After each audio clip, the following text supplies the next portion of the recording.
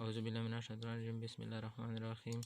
حضرت عمر رضی الله عنه او داغه د مور پلار ذکر. حضرت عمر رضی الله عنه او داغه مور پلار ته هم سخت نه سخت تکلیفونه رسولې شوي وو.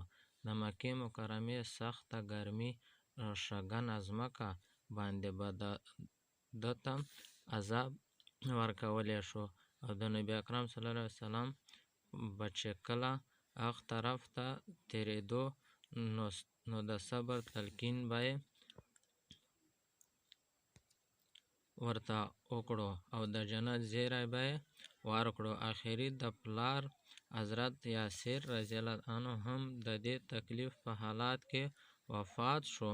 ظالمانو تر مرګه پورې آرام ته پرې نه ښودی او د ده مور حضرت سیمه رضی الله عنها په شرمګاه کې ابوجهل لعین په نیز ووهله او شهیده شوه، خو د اسلام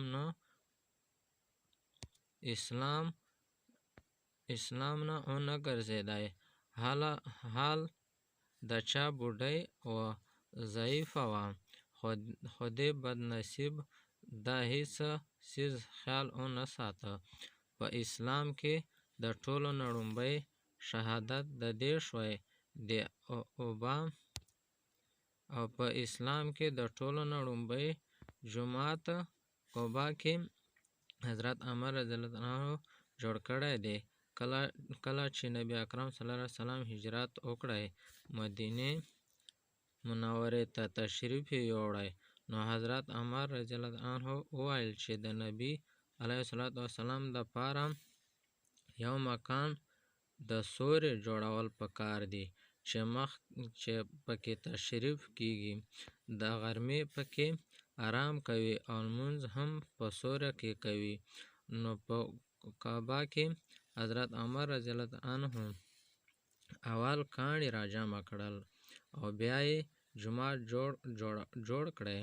په جنګ کې به ډیر په جوش سره شریکېدو او یو وارې په مزه کې راغی، ویل چې اوس به ځو دوستانو سره به میلاویږو، محمد صلی الله علیه وسلم او د هغه ډلې سره به میلاویږو.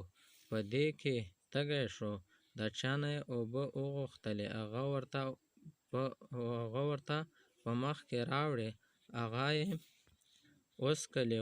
ویل چې ما نبي علیه الصلاة والسلام نه اورېدلي وو چې ته به په دنیا کې د ټولو اخري څیز